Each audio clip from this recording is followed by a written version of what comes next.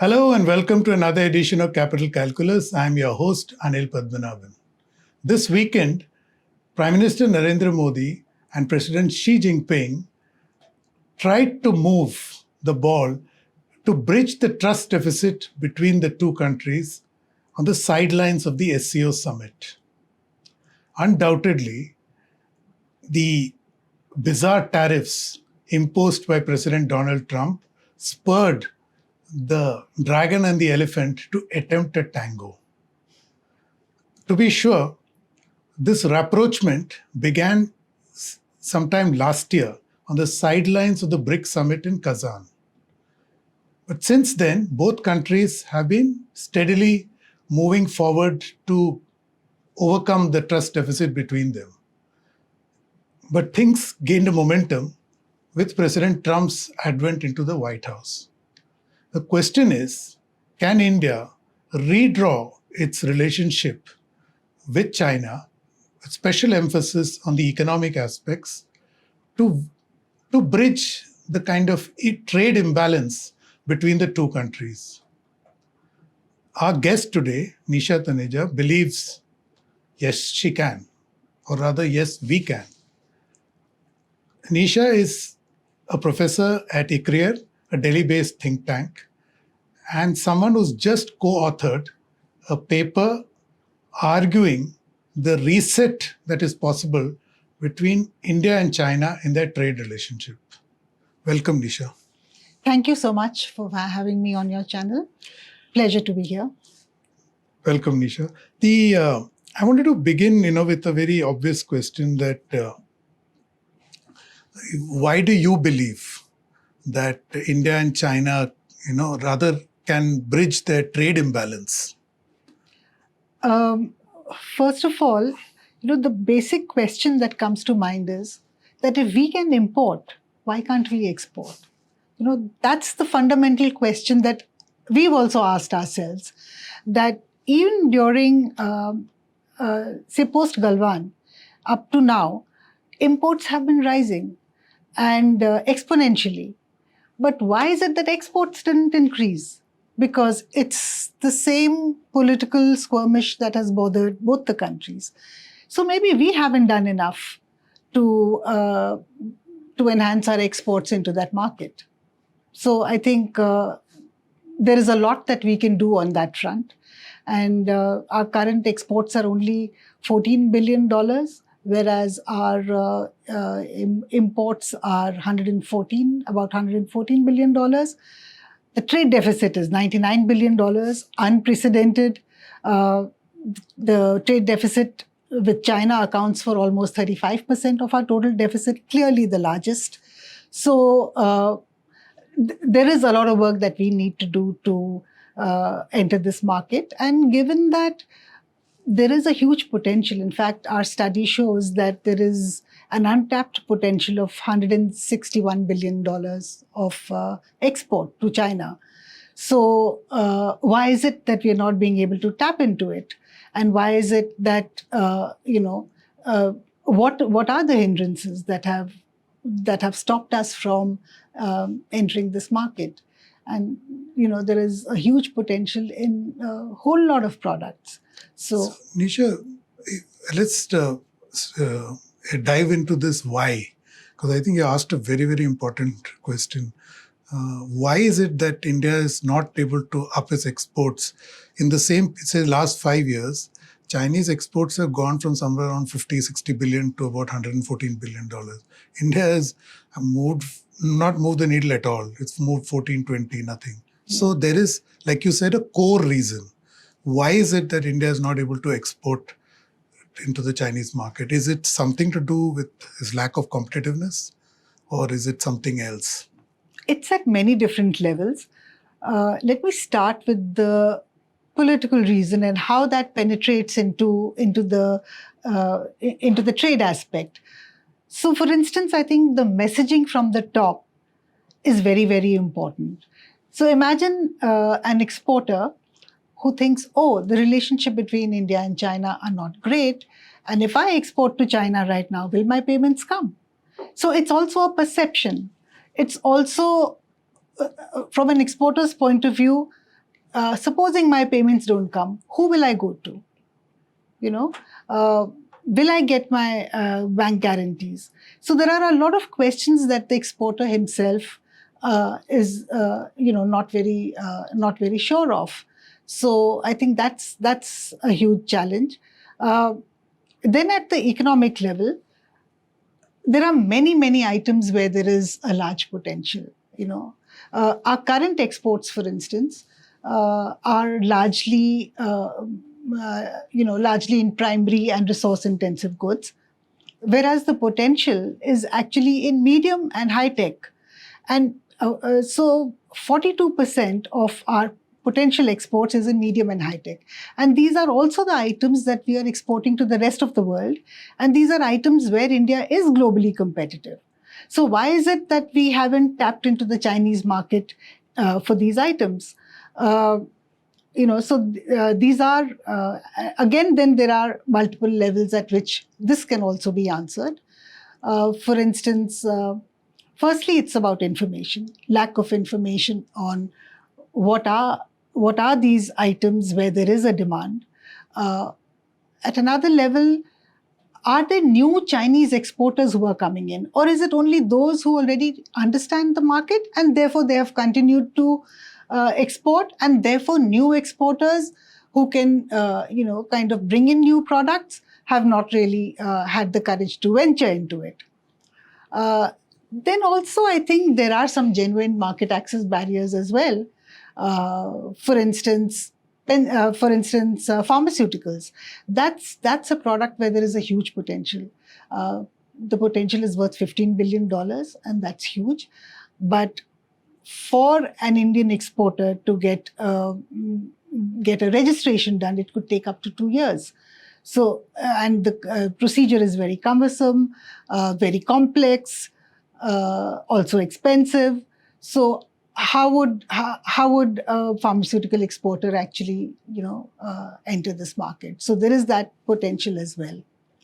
The other thing is that sometimes testing becomes a problem. Supposing the exporter's products fail the testing results, then they can't really make an appeal. It's final and no third-party intervention is allowed. So that, I think, could be a barrier. But then we looked at some data, and we found that, in the last 5 years, there have been some 600 rejections of agricultural items. And almost 46% of this rejection is only in shrimp and fish. So if these are being rejected, and that's obviously because we're not meeting their standards. So clearly we need to do something on our part so that these items are compliant with their food standards, safety standards, and the rest of it. So Nisha, what you're saying is the reason that Indian goods are not being exported in sufficient quantities to China for two broad reasons: political risks and economic risks, right? So political risk, presumably the leadership of both the countries are moving towards bridging that gap, and there can be some transactional behavior which you can expect from both countries, which can overcome that part of the problem. On the economic side, you have talked about the fact that there are some non-tariff barriers on the side of the Chinese. But let's take shrimp, these rejections in shrimp, like you rightly said, India may not be meeting the required compliance standard, which goes back to my very basic question, that are Indian goods genuinely competitive, forget about China, globally? Keep in mind, the logistic cost, Babu Raj, which creates red tape, retail corruption, factor in all these issues. So, and of course, the reluctance for banks to lend to a lot of these ventures. There's a reluctance to take on risk. So what is it? I mean, are Indian goods competitive to begin with, or they are not competitive? At least that's one part of the problem. My take on this would be that I don't think an importing country would just reject consignments for the sake of rejecting consignments. There has to be a scientific basis for rejection. So I think we should definitely look at what we can do and examine what kind of consignments are being rejected and why they're being rejected. So that's our homework, and why is it so much in shrimp and fish and less in the others? And the other thing is that rejections have gone down in the other food items, but they haven't gone down in shrimp and fish. So if it was really just a non-tariff barrier, then why this item and not the others? And why I'm talking about shrimp and fish also is that it's one of the largest items that we are exporting to the US. And so this is a market that, if we want to be resilient and if we want to diversify, then here's a market where there is demand. And so we should be looking at how we can make it. So let's assume Indian goods need to be competitive, right? Now, in your study, which you recently published, you said the potential for Indian exports untapped is $161 billion. That's a massive number we're talking about. We're at 14-20 billion. That's 8 times that growth. So one, is this number achievable given all that you already know and we have discussed?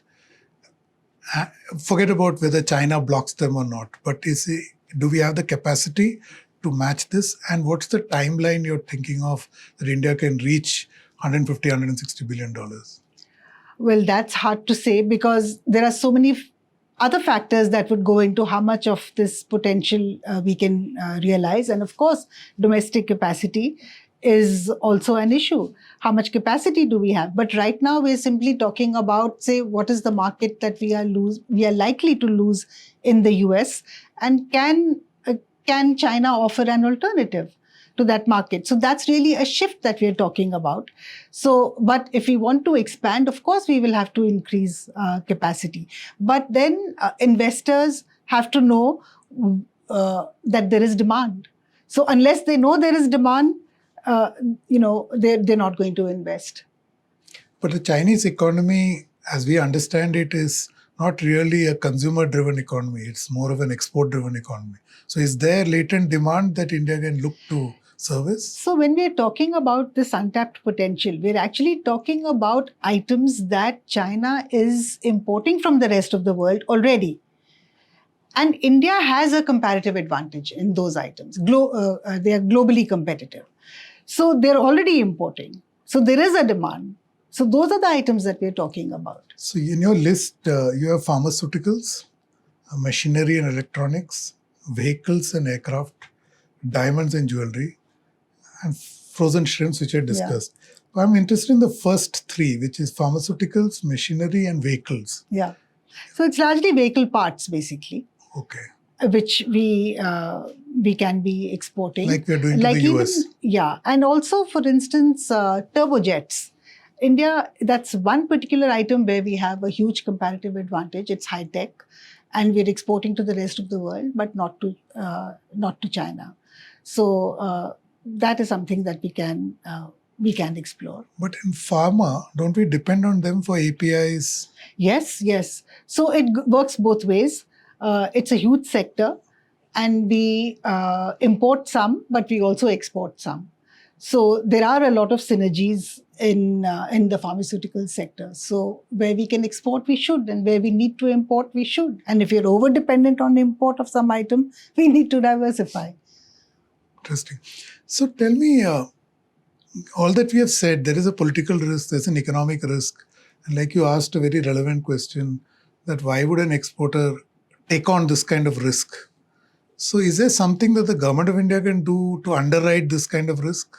I think so. I think if we have a fund, like a lot of countries now are setting aside a separate fund to cover for geopolitical risks. And India has also set up this export promotion mission, and for which they've set aside 20,000 crore rupees, which works out to about 230 million, I think, dollars. But part of it can be used to encourage exporters or to cover their risk. especially in markets where they fear to venture. Most certainly. So now, let's turn to the other side of the trade basket, imports. Yeah. So your paper makes this very interesting observation that India seems to be addicted to Chinese imports. I like that word. Saying, even though they're substantially costlier. Yes. So why is it? I mean, why is it? So not all items are uncompetitive imports from China. But yes, when we looked at the top 50 items, almost half of them were such that the unit prices that China offered were higher than what other suppliers offered. And so we spoke to some importers here and we said, why is it that you're importing even though Chinese prices are higher? And they said that's because they offer great payment terms. So, for instance, a large part of their payment is backloaded. So, if the consignment is huge, particularly, then it makes a lot of sense to give up on on a lower price, but have a more easy payment terms. But we also need to understand how this is happening and why this is happening, and that's what is really interesting, which is that the Chinese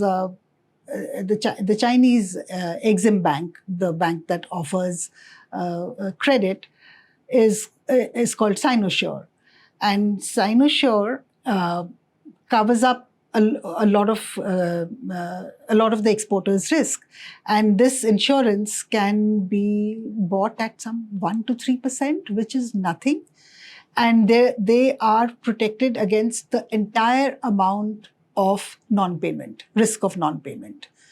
So look at what it could mean for small exporters in China. So they can actually tap into, that's why it's a lot of our small traders who are importing from China, because it is their small exporters who can tap into anyone because their payments are assured. So I think, and in 2022, Sinosure offered this insurance for 700 billion of exports. Now that is massive. Compare it to what the US did, which was in the same year, it was only $2.6 billion. So can any country match up with that? I'm not sure. But what is interesting also is that how Sinosure is able to do this at such a low premium. And also what I've read is that there is, they get all their insurance is always paid up, so there are no defaults. So that's another thing. So the state is playing a very important role. Very important. And also I think we have to add we are omitting the sinister part. And I know definitely in the case of penicillin, they destroyed the Indian market first by dumping products here. Then after they wiped out domestic capability, they upped the price on penicillin products. Yes. So there is a complete game plan when they come in. So you're saying that they're given export sweeteners, guarantees on full payment, plus our guys are also given sweeteners to import from there. So there are working capital issues are not challenged. Large consignment. So there is a complete thought. So I want to ask you the obvious question.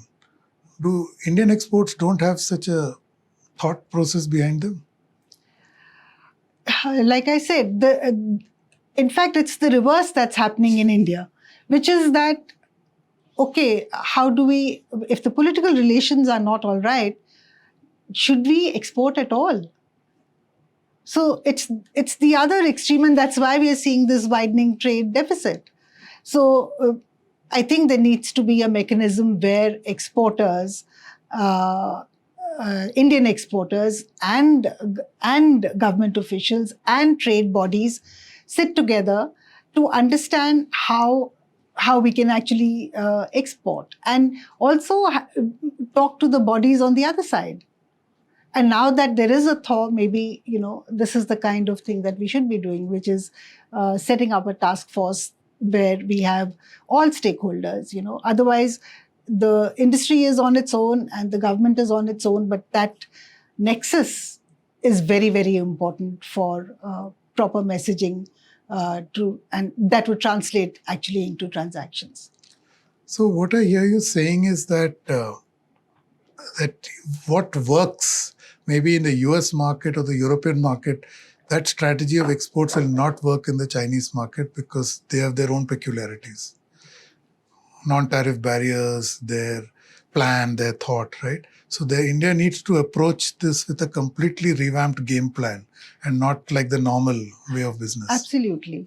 But again, I think the centerpiece would be information. The centerpiece would be the messaging that the government gets, that it's okay, politically we have a barrier, but trade should go on. And that if there is a risk, that we will cover it. You mean signaling, right? Signaling, okay. Absolutely. From the government of India. Yes. So that they are signaling. I mean, now. Okay. But in the last 4 years, there was virtually no increase in exports. Okay. The other question I want to ask you, Nisha, since you follow the sector so closely and you have studied China, how does India manage, its geostrategic interests, national security interests, and at the same time embrace Chinese technology, Chinese FDI? It's a very delicate balance. How do they do that? It is a delicate balance, but the whole world is doing it. So we're not the only ones.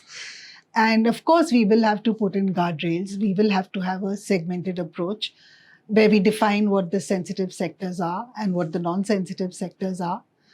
And we should allow investment through the automatic route in sectors that are not non-sensitive, and especially, labor-intensive. In fact, in the whole range, including labor-intensive items like textiles, leather, and even high-tech, because we need Chinese technology, and FDI is the best route to upgrade technology. So it's even through the PLI route, we should be encouraging Chinese FDI. That's far more embedded into the real economy. It can contribute to exports, and so that would definitely be a balancing factor. And in the last 4 years, our Chinese FDI was just $68 million, which is really, really very low. Whereas in the last decade or so, we've had less than $1 billion of FDI from China. But since we moved to allowing FDI only through the government route, it's been just a trickle. See, this going back to your signaling point, it's fine for the government of India to signal that we are working this thaw with them, but President is also it's very recent memory how China has weaponized its power manufacturing capacity in dumping across the world, including India. Second, how they threatened India with green minerals, the production of EVs. So all this must be at the back of mind of any businessman or any company, right? So do you see them overcoming this threshold of fear, uncertainty about China? There's also a language problem. This asymmetry of information Absolutely. Also flows from there. So why would you, if you're a businessman, why would you bother? You would look for other markets, right? But export controls on critical items it's not just China. It's also the US. And I think in the times to come, tech war is going to be the biggest thing that's going to hit all of us. So we have to be prepared, and we have to look at what we can do within the country, and we have to diversify, become more resilient. There is no other option. But I think where China is ahead by leaps and bounds is their forward thinking. How did they ever know that critical minerals would be so critical to the whole world? We didn't see that 20 years ago, but they did. And I think we need to plan not for the next 3 or 4 years, but what the world would look like 20 years from now. But it's a great point.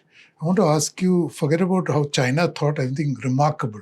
Absolutely remarkable. Not 20 years. They thought of this 30 years ago and they moved into Africa. And Absolutely, yes. So yes. why is it that India, which conceived our economic foundation on 5-year planning networks, that whole ethos of that planning, why is it that they're unable to think beyond a year? 5 years? But you mean the government? Yeah. But it's never too late. Maybe we should have a short-term strategy and a long-term strategy. So one which is to deal with the immediate challenges, and the other which foresees what kind of future we are going to have. Okay. So final question to you, that going back on your paper, you do believe that there is a untapped potential and India can rework this economic imbalance. Yes, for sure.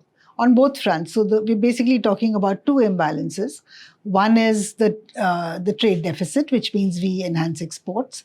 And the other is on the FDI front, which means that we enhance FDI inflows into China. And of course, even outwards. Both are at a very low level. So we should be attracting FDI from China into India. And that's the second imbalance that we need to address. And I think for that, one of the first things that we would need to do is revisit Press Note 3, because that lays down the basis of all neighboring countries with whom India shares a land border to go through the government route for any FDI.